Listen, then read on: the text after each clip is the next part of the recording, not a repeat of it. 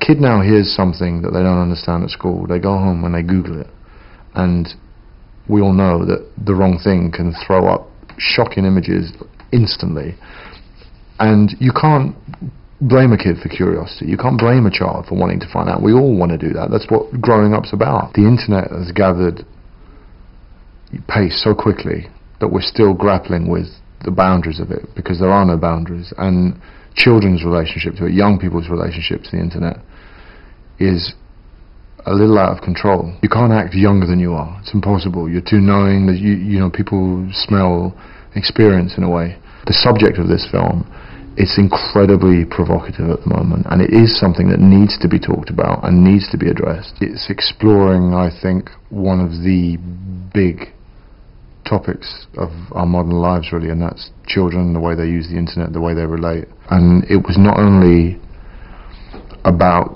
the awfulness of a girl being groomed on the internet, but also about the fracturing of the family around that, and how something like that puts a huge chasm in the relationships between a family. The fact that it's a passion project for him is very important because of the subject matter. I think I would be less comfortable doing a film like this if it was, you know, somebody's good idea for a movie. Wouldn't that? It's more affecting than that. It's more personal, and because of that it's more profound. It's exploring, I think, one of the big topics of our modern lives, really, and that's children, the way they use the internet, the way they relate. I love the fact that it was uncompromising and it was tough, and it was not only about the awfulness of a girl being groomed on the internet, but also about the fracturing of the family around that. It was hugely important, it felt, that we cast somebody who was pretty close to the real age. You could have cast somebody who was much more experienced, who was older, but the film wouldn't have the same impact. It's about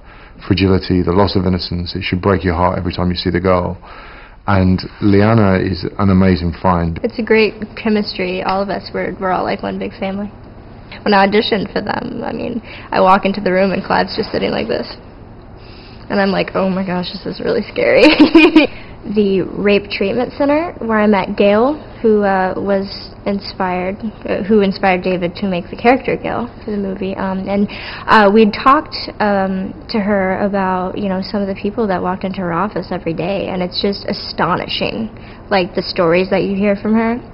I mean, there's no socio-economical boundary. You know, it could happen to anybody. I just, you know, had gotten into the Friends thing, and my mom didn't tell me that he was directing the movie. And so I walk into the audition, I'm like, oh my gosh, that's David Schwimmer.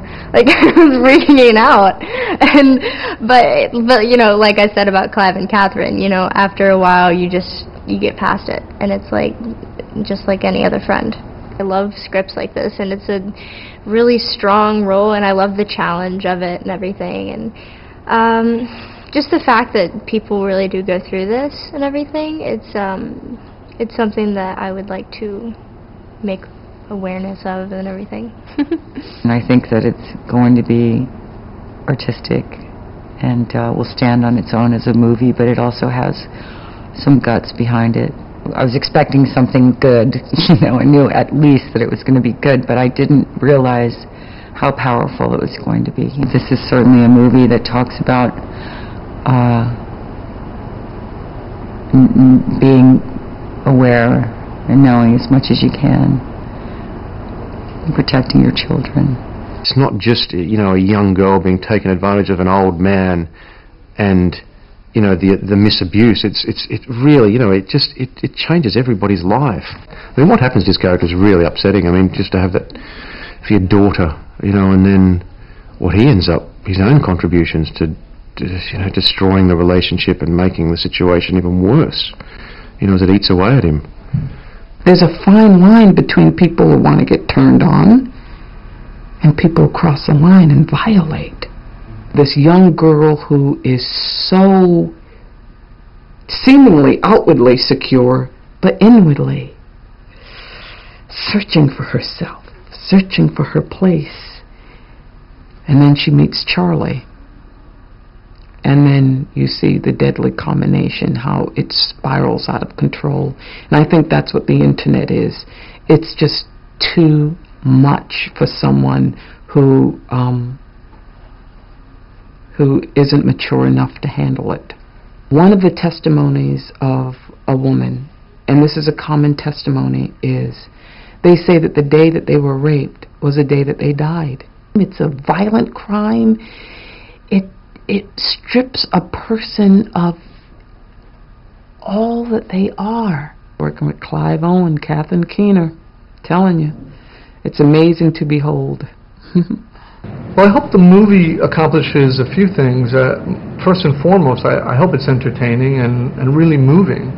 I also hope that people feel it's empowering, that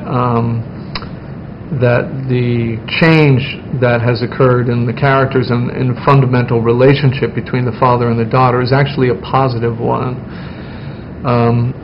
But I'd be lying if I didn't say that I really hope that it brought more attention to this issue, and that parents would perhaps be inspired to talk more to their kids, find out exactly what's going on, who they're talking to online, find out about their MySpace and their Facebook pages, and then their secret MySpace and Facebook pages, and really just inspire people to be more involved in their kids and their kids' safety on the net.